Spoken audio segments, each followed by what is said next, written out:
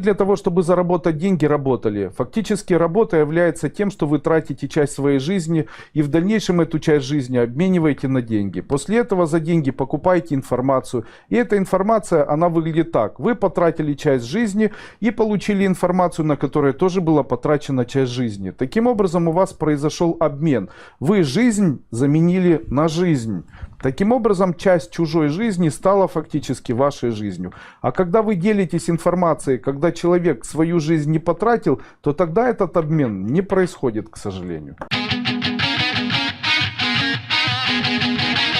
Деньги существуют для того, чтобы что-либо покупать на деньги. То есть, когда человек деньги зарабатывает и с ним рассчитывается, то их функциональная особенность заключается в том, чтобы на эти деньги можно было что-то приобрести. Еду, одежду, жилье, услуги, я не знаю, что-либо еще.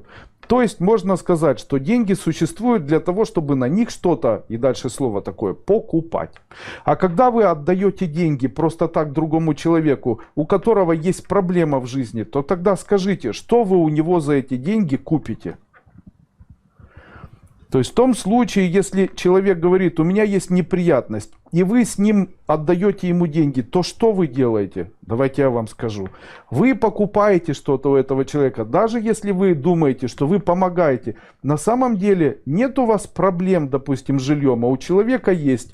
Вы ему даете деньги, после этого человек рассчитывается за это жилье, а вы у него фактически покупаете эту проблему, которая в дальнейшем в вашей жизни произойдет. У человека неприятности с законом, он занимает деньги, вы у него покупаете эти неприятности законом. И вы знаете, тот человек, который у вас занимает на то, чтобы решить свои проблемы, фактически занимается черной магией. Почему? Потому что заняв у вас деньги и рассчитавшись за свою проблему, он фактически перемещает свою проблему вам, потому что вы ее добровольно, безвозмездно себе приобрели. То есть вы себе ее купили.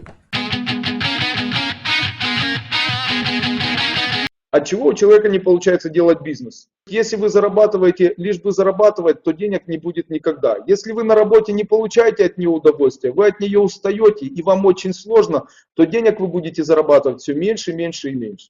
В случае, если у вас дома нет отношений теплых, вы будете уставать от того, что вы не отдыхаете дома, и работа ваша будет все меньше и эффективнее. Первый философский закон, который позволит вам быть богатыми людьми. Каждый раз, когда вы отдаете любую купюру в своей жизни, каждый раз отдавая любую купюру в своей жизни, произносите слова «покупай свое материальное благополучие». Когда вы будете это делать часто, то вы убедитесь в том, что вы перестанете нервничать в тот момент, когда вы деньги отдаете. Если думая о чем-то или прикасаясь к чему-то мы страдаем, то мы блокируем поступление этого в нашу жизнь. Так женщина, которая блокирует отдачу денег, блокирует их поступление. Вы понимаете, есть такое понятие, оно называется действие равняется противодействию. Так в случае, если мы рассчитываемся за ребенка, рассчитываемся за садик, рассчитываемся в машине такси, рассчитываемся где-то за что-то, и переживаем, то тогда денег в нашей жизни будет меньше и меньше. А если мы еще и применяем магические какие-то действия, читаем мантры денег и так далее, то вот эта жалость к деньгам и панические страхи, что их вообще не будет, только увеличивают. Действие равняется противодействию. Старайся отдать больше, начнешь получать больше. И это правило возможно только в случае, если у тебя есть вера, что у тебя завтра будет лучше, чем сегодня. А ты это можешь делать при помощи слов «пока плохо, но будет лучше». Становление денежного потока. Эта точка, она действительно существует. Эта точка, это момент, когда вам нужно рассчитаться. В том случае, когда вы рассчитываетесь, и до этого момента вы переживаете, или в момент расчета вы переживаете, или после момента расчета вы переживаете, это все ограничивает у вас возможность в дальнейшем зарабатывать много. Или вообще зарабатывать. Что я вам хочу сказать? В тот момент, перед которым вы должны рассчитаться, сделайте это не думая об этом. Второе, в момент, когда вы рассчитываетесь, не думайте об этом. И третье, в момент после того, когда вы рассчитались, не думайте больше об этом совершенно. Если все три элемента вы будете использовать, не думать о том, когда вы должны рассчитаться во время того, когда вы рассчитываетесь с кем-либо за что-либо, и после того, когда вы рассчитались за что-либо или с кем-либо, после этого старайтесь не думать вообще об этом. Старайтесь думать о чем угодно. О природе, о семье, о будущем, я не знаю, о чем хотите, думайте. Так вот, в случае, если вы не будете этого делать и не будете обращать внимание в тот момент, когда вы рассчитываетесь, это фактически будет тем ключом, который откроет к вам огромный поток изобилия, и в вашей жизни все полностью изменится.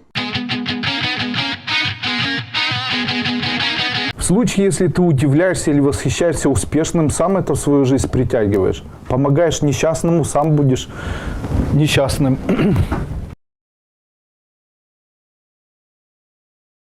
Почему рушится бизнес? Вы видели, наверное, таких знаменитых бизнесменов, которые хорошо занимались бизнесом, у них все очень хорошо получалось, а потом в один момент у них все обвалилось. И часто никто не может понять, почему это происходит. И семья хорошая, человек хороший, в чем же проблема? А проблема заключалась в том, что этот человек, скорее всего, изменял своей жене с другой женщиной, и эта женщина изменила мужу. То есть у человека появились беспорядочные половые связи.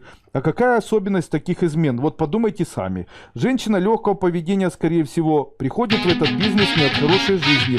И можно сказать, что она туда попала из-за безвыходной ситуации, тяжелой жизненной ситуации.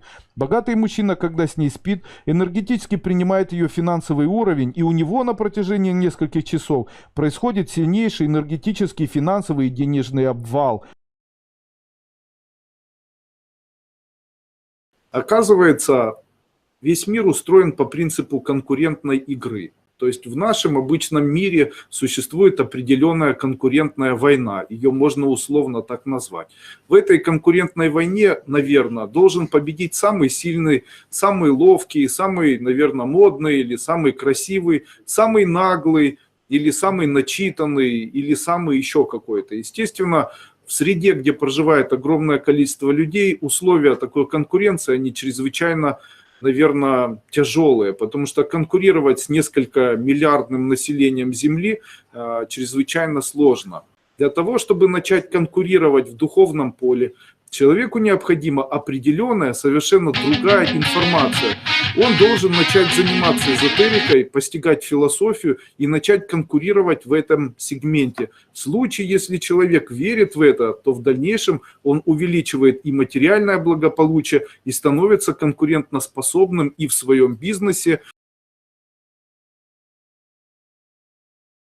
Я очень много работаю, но у меня не получается зарабатывать больше 2000. И после этого человек мне говорит: Андрей Андреевич, что это такое? У человека существуют определенные элементы восхождения и падения, в ходе которого человек может зарабатывать больше или в ходе которого человек будет зарабатывать меньше.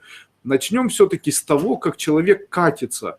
Существует понятие, которое называется хула и хвала. В случае, если человек начинает всех хулить, то есть начинает всех оскорблять, унижать, ненавидеть, критиковать, злиться на весь окружающий мир, хочет он или нет, он скупым становится, переживает по поводу денег. Он таким образом скатывается по материальной лестнице плавно вниз. То есть он катится вниз и не может в дальнейшем остановиться. Самая нижняя грань – это полное падение, когда человек попадает в большие долги. Поэтому я очень часто говорю о том, что человек, который катится, должен осознать все причины того, почему он катится. На первое место можно поставить внутреннюю злость, на второе место нужно поставить бесконечное желание критиковать, бесконечное желание кого-либо обучать. Я понимаю, если ты богатый человек, умный, успешный, здоровый, очень счастливый, то ты имеешь право кого-либо обучать. Ну и у меня очень часто такие вопросы возникают. Когда человек мне пишет где-нибудь в YouTube, он мне пишет: Андрей, там, ты козел, лучше, нужно жить вот по таким законам, там, нужно, ты лучше покайся и так далее. И мне все время хочется задать вопрос такому человеку: почему ты хочешь, чтобы я жил как вот ты? У меня моя жизнь, она очень великолепна. Я обожаю своих детей, обожаю супругу. Мне нравится заниматься тем бизнесом, в котором я работаю. Почему я должен жить по твоим законам? Ведь глядя на твои видео, вот я сегодня просматривал видео, один мужчина написал, да это шарлатан, он там всех обманывает и так далее. Я подумал, мне бы хотелось посмотреть, чем он таким занимается. И после этого зашел, он из бензопилы сделал какую-то особенную бензопилу и где-то живет там на окраине леса и там пробует из этой бензопилы сделать бизнес, там срезать деревья, там что-то там делать и так далее. Естественно, у него ничего не получается. И я ему сегодня ответил, я ему написал, вы знаете, путь, в ходе которого человек может достигнуть материального благополучия, заключается в том, что он должен перестать критиковать. Тогда у него появится больше шансов на то, чтобы он восхищался. Знаете, есть такое понятие, называется дофамин. Это гормон радости, который возникает в коре головного мозга. Он великий лекарь. Я, кстати, хочу дать такой совет. Попробуйте выбрать один день и пожить по принципу дофаминчика. Каким образом нужно пожить? Вот по такому принципу. Вот как я живу по такому принципу, иногда себе я могу это позволить. Утром просыпаюсь, и у меня спрашивают, как настроение. Я обычно говорю, настроение превосходненькое.